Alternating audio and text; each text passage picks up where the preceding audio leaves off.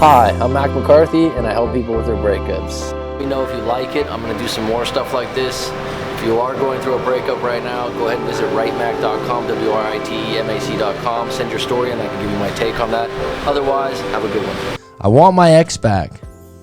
As is, present day, right now, who they are right now, right here, right now. If you returned a TV to an electronics store, would you go back and ask for it back as is, or would you want it fixed? Like if you usually you return a TV because it's broken or it has a problem, right? Or would you just want a new TV? If they went, oh, you know what? We'll just give you a new TV. You'd take the new TV in a heartbeat. You wouldn't go, oh yeah, can I get that old TV back that was broke? So here's my breakdown of how we can look at this in a different way when you want your ex back and you're not being honest with yourself. Think of it this way, and stay with me on this, folks, because at first you're gonna be like, what are you talking about? When you have an older car that needs to be repaired, sometimes it's time to decide, do you want to get a new car or fix this one? This comes up, right, in your life, okay? The decision is simple because you can weigh some certainties and make a good, educated guess on the life of the car. Not a perfect guess, but you can go, it's this old, it has this many miles on it, it needs these parts, it's going to cost this much money. So you go to the mechanic who you hopefully respect and trust, because there are mechanics out there that are liars and cheats. Right. They tell you, look, it's a timing belt, but you should also change your tires. The spark plugs are almost done too. If you don't change the spark plugs and the tires, you'll be back here within a couple months to do so. The total for everything is $1,180, so $1,180 with labor. He throws in a car wash. It's like, and I'll wash the car and everything and detail it for you. So now you got a number in your head. You're like, all right. You think to yourself, okay, do I want to get a new car? A used car? Fix this car? Or fix this car, sell it, and start riding my bike to work? Or sell this car as is and invest the money in Bitcoin and take an Uber to work? Or do I want to buy a new car and give this one to my little sister who doesn't have a car? You see where I'm going with this? When I first mentioned, like, you got an old used car that has some money to put into it and you have a choice. Should I buy a new car or keep this one and pay for it? There's actually way more fucking options than just that, right? There's way more options. There's way more options to think about. The options and decisions are endless. If you're a numbers person, you'll focus on the cost of value. If you're an emotional person, you may feel attached to this car, like nostalgia. It's a piece of you. It's like, oh, I don't want to get rid of this car. We've been through a lot. I love this car. Some people really are attached to items like a car. Okay, other people that are accountants and whatnot, sometimes they're like, no, it's just cost of value. At the end of the day, it's a car which serves the purpose of getting you from one place to another. It can be replaced quickly with multiple options. Now, let's compare this to a breakup. Your girlfriend or boyfriend or partner, if you will, is a one of a kind. There's only one in the world. A bit dramatic, but true, right?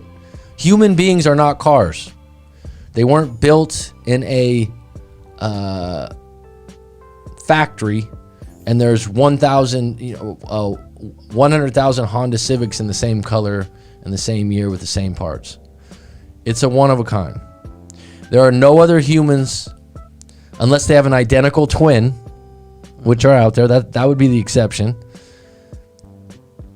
Even then, their handwriting would be different. Did you know that identical twins don't have the same handwriting? It's the one thing they don't share. It's kind of weird.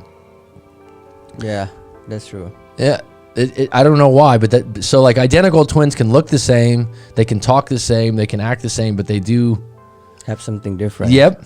They usually have different partners too, right? Mm-hmm. Okay, so they are, whoever you're with is one of a kind. It's the only one in the world. Right? They might have a brother or sister that looks like them, but they're not going to look the exact same. So you have relationship issues. You go to a coach like myself, a therapist, a counselor, a friend, and they go, look, you need to do this. You should do that. I do this. They're the mechanic. You go to the car mechanic. Notice I said you go to a mechanic you respect and trust. Hopefully you're doing the same thing when you have relationship issues. You don't want to go, just like a mechanic, you don't want to go to the cheapest person. You don't want to go to someone you don't know.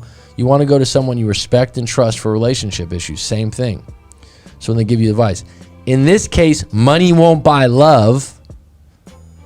Well, maybe in some cases. But you know what I mean. You could buy a new car. You could buy new parts. In a breakup, you're not going to just be able to buy your way out of this situation. Here's what I suggest you do. You take a step back from your relationship and you ask yourself, what do you want from this person? So this is what happened yesterday in the live coaching on the live stream. Once I asked her that question, it didn't become, I want my ex back. It became, this is what I want my ex to do. So when you look at, comparing this to buying a new car, I need to look at what it's going to cost me. I need to look at what do I actually use the car for? And you go through your different options. So you go back and you go, what do I want from this person? What do I want from this relationship? Is this reasonable?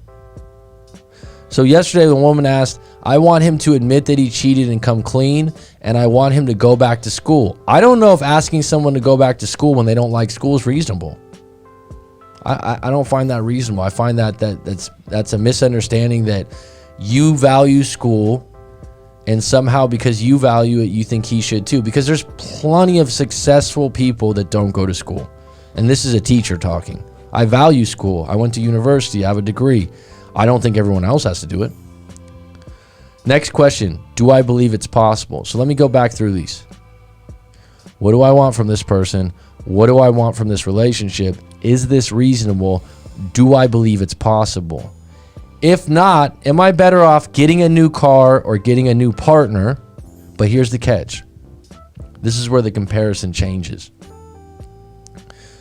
When you want to get a new car, you can finance it. You can get a cheaper car. There's a lot of different options. When you're talking about human beings, they're one of a kind. So you can't just get another one. You can't just go like, oh, I'm just going to replace this person. You can't. So if not, I'm better off getting a new car, but I'll have to take some time to save up some money and search for the right deal. I can't just replace this person like I would a car. They are one of a kind. The scarcity of never meeting another like them scares you. But what if you could do better? A better match, a happier couple. Is that possible? Here's the rub. It won't cost you money. Well, in some cases, maybe. But it will cost you some temporary comfort. It will cost you some sleepless nights. It will cost you some tears. It will cost you some happiness. Changing cars, way less pain. Easy alternatives. Shit, you could get the same car. You get the same exact car. Human relationships, truly unique. One of a kind. If you break up with this person, could you find a better one of a kind? Can you wait a year or two while the search continues? Because it takes time to choose and find the one that matches up with you right now here in the world. The sacrifice is living with the uncertainty while the discovery mission is on, that you won't replace your ex. You actually won't have a partner for a while. You'll have a void. But the hunt, the search, the bad dates, the loneliness, it'll be temporary, not forever, because eventually you'll find another one of a kind. So let me know what you think about that idea and how I wrote that and how I put that. Because I think what a lot of people go, I'll never meet another person like this. True.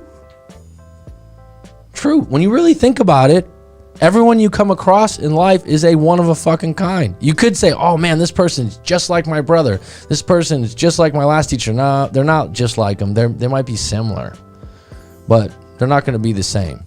And that's the part we have a lot of trouble with when we go, I want my ex back. I want my ex back. You probably want your ex back to be this certain kind of person that they are, and you don't want to deal with the fact that you might have to find someone that's completely new and learn someone new and have the uncertainty of like, could I find the person that I really want? Because this one's not the one. And that's why you got to come back and ask those questions I just told you to ask. All right, we're 30 minutes in. Thanks for the likes, folks. Thanks for the donations. If you want to drop some money in my hat, I'll accept it graciously. If not, that's fine too. The